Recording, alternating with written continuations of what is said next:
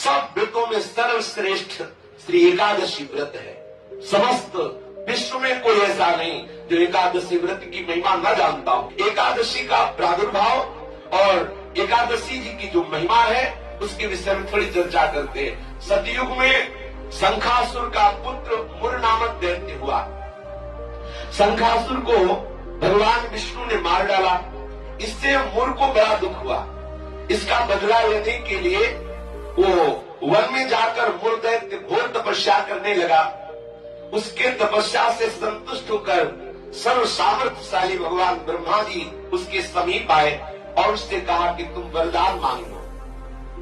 ये सुनकर मुर दैत्य बोला कि हे वरदाता नाथ, देवता, दैत्य, मुनि, मनुष्य, शिव, विष्णु और बड़े बड़े लोकपाल, दिक्पाल, जहां तक आपकी सृष्टि है, मुझे कोई समर में न जीत सके न कोई मार सके, ऐसा वरदान दीजिए।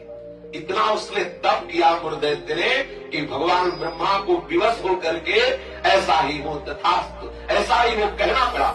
अब जो असुर है वो वर पाकर के बड़ा बलवान हो गया। किस लोकपाल के पास जाता, ललकार कर उसे परास्त कर देता, क्योंकि मर सकता नहीं।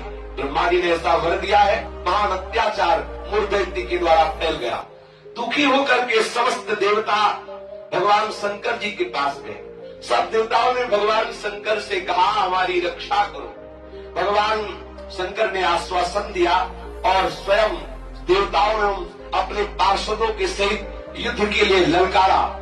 मुर दैत्य ने बहुत भयंकर युद्ध किया, लेकिन युद्ध में विजय मुर दैत्य की हुई, क्योंकि आशीर्वाद है भगवान ब्रह्मा जी का।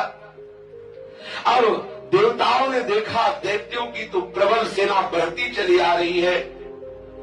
अब भगवान श्री हरि का स्मरण किया, भगवान विष्णु का कि हे नाथ आप ही रक्षा कर सकते हो।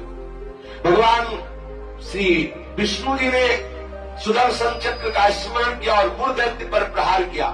पर ब्रह्मा जी के वरदान प्राप्त होने के कारण भगवान के प्रिय पार्षद सुदर्शन ने उसको ऐसे घूमकर परिक्रमा करते हुए आकर भगवान के हाथ पर विराजमान हो गए, क्योंकि ब्रह्मा जी भगवान श्री हरि के ही अंश से प्रकट हुए। वरदान की मर्यादा रखने के लिए सुदर्शन चक्र जी समीप से जाकर वापस आ गए, लेकिन मुर दैत्य को मारा नहीं। अब तो हाहाकार मच गया कि अब ये प्रलयंकारी दैत्य जब भगवान शिव के वश में नहीं हुआ, बड़े बड़े लोकपालों को अपने अधीन कर लिया और भगवान विष्णु का सुदर्शन चक्र भी वापस हो गया।